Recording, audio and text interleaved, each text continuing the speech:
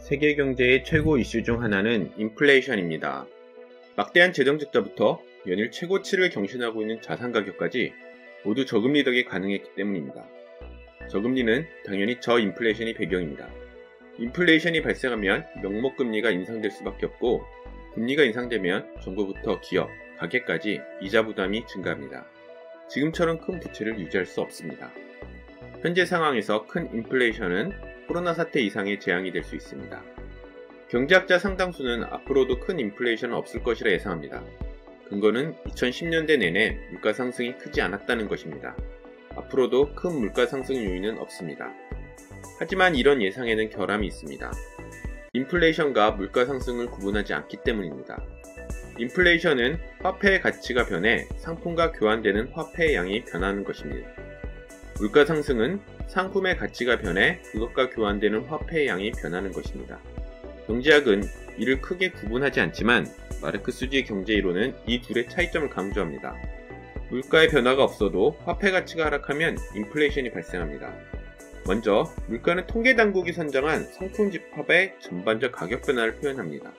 기술 발전으로 생산 비용이 감소하면 물가가 하락합니다. 즉 노동 생산성 상승은 물가를 하락시킵니다.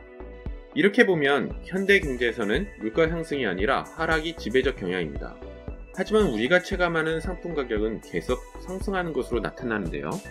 이는 물건과 교환되는 화폐의 가치가 하락하기 때문입니다. 예로 1980년의 1,000원은 2020년에 4,500원과 같습니다. 이것이 바로 인플레이션입니다. 경제학과 마르크스주의가 인플레이션을 다르게 보는 이유는 화폐에 대한 정의와 관련이 있습니다. 경제학에서는 화폐는 사람들이 신뢰하는 교환 수단으로 정의됩니다. 조개부터 교도소의 담배까지 모두 화폐가 될 수 있습니다.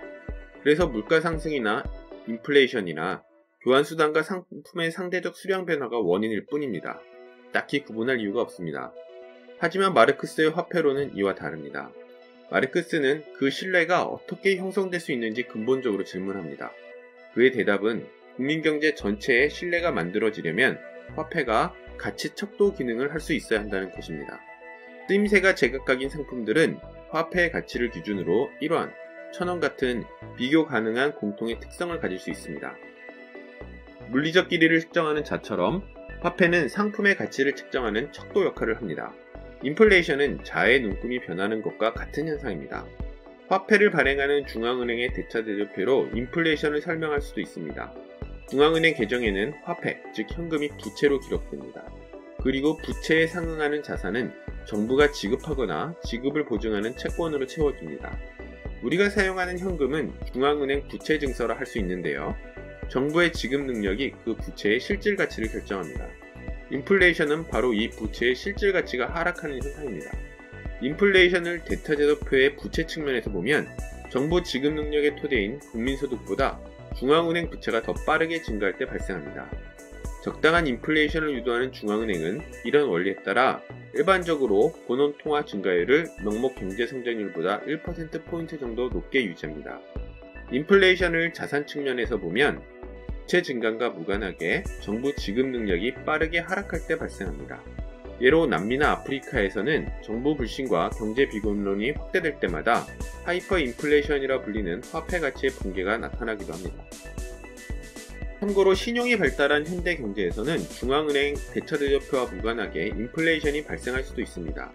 은행이 예금과 대출을 반복하며 실제 화폐보다 많은 화폐를 시중에 유통하기 때문입니다. 이를 신용화폐 또는 통화라고 부르죠. 물론 이런 예금과 대출은 채권 채무관계를 청산하면 제로가 되기 때문에 신용화폐는 결코 실제 화폐가 될 수는 없습니다. 다만 이렇게 사용하는 화폐가 증가하면 중앙은행 자산의 변화 없이 화폐가 증가하는 것으로 나타나기 때문에 화폐 가치가 희석될 수 있습니다. 즉, 통화 승수가 상승하면 인플레이션이 발생할 수 있습니다. 반대로 신용이 사라지고 사람들이 실제 화폐를 찾기 시작하면 신용 경색이 나타나면서 인플레이션이 사라지고 디플레이션이 발생합니다. 2010년대 미국, 유럽, 일본 등에서 양적 완화로 불리는 엄청난 화폐 증가가 있었음에도 인플레이션이 발생하지는 않았습니다. 이유는 두 가지였습니다. 첫째, 실물 투자가 급감해 신용화폐가 그다지 증가하지 않았기 때문입니다. 통화 승수가 급감했습니다. 예를 들면 2009년 세계금융위기 이후 미국 은행들이 대출하지 않고 현금으로 쌓아둔 액수 초과지급 준비금은 자그마치 1000배 넘게 증가했습니다. 둘째, 이게 더 중요한 원인인데요.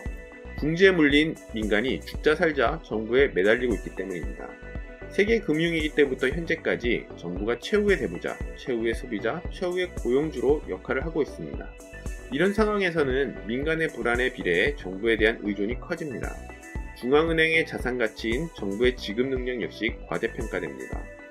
정부 부채가 급증했음에도 오히려 국채 가격이 상승하는 것이 이런 과대평가를 방증합니다. 기대되는 경제성장률은 낮아졌고 기대했던 것보다 정부 부채는 더 커졌는데 정작 정부의 지급 능력을 이전보다 더 신뢰한다는 것이 보통 때라면 말이 안 되는 일입니다. 세계 금융위기 이후 그리고 코로나19 사태 이후 화폐 가치의 큰 거품이 이런 식으로 형성됐습니다. 백신 보급과 함께 코로나19 위기가 어느 정도 수습되는 올해 하반기부터 이상에서 말한 두 조건이 변할 가능성이 있습니다. 투자가 증가하고 민간의 자신감이 커지면, 즉 통화 승수가 증가하고 정부에 대한 비합리적 기대가 사라지면 화폐 가치 거품이 꺼질 가능성도 커집니다. 인플레이션 압력이 급격하게 커질 것입니다. 그리고 정부, 가계, 기업 모두 부채의 무게가 솜이 물에 젖는 것처럼 무거워질 것입니다. 경제학자들의 넉가는 경제학의 화폐론이 가진 결함 때문에 가능한 것입니다. 인플레이션을 감안한 경제정책이 준비되어야 합니다. 더 자세한 이야기는 사회진보연대 홈페이지에 개간 사회진보연대 마르크스 경제이론으로 분석한 2021년 경제전망과 쟁점을